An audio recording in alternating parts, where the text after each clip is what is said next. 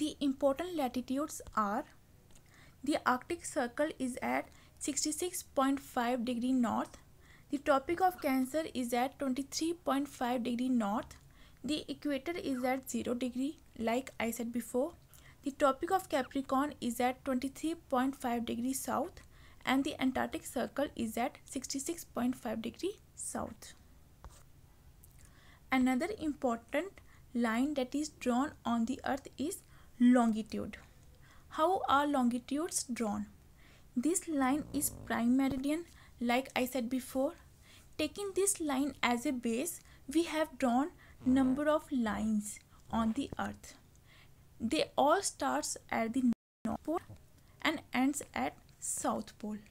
So the imaginary line that we drawn from north to south are called longitudes. As these lines are drawn with the prime meridian as a base, so they are also called meridians. There are 180 meridians are on the east of prime meridian, and 180 meridians are on the west of prime meridian. So there are 360 degree of longitudes in which prime meridian is at 0 degree. Longitudes do not run parallel unlike latitudes. They meet at 2 points, that is North Pole and South Pole. The distance between the two longitudes is the greatest at the equator, that is 111 km, whereas at the poles the distance is 0. As you can see in the picture, children, they meet here.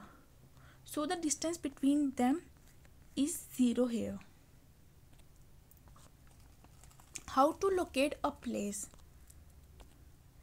These latitudes and these longitudes together make a grid which covers the entire Earth's surface, and every point on this grid is one location. So whenever you want to locate somebody or something, you actually find the location of that person or that thing on this grid, and the point where that particular thing or person is located, that is the location of that particular thing or person. So this grid defines the location on the entire Earth's surface.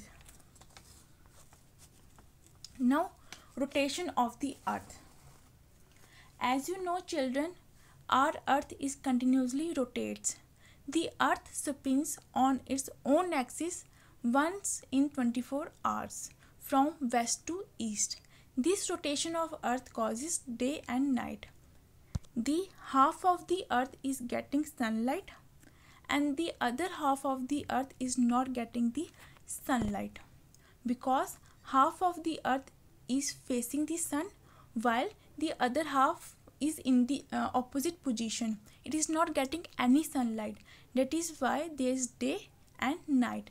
The part facing the sun will have day and the part opposite to that of sun will have night.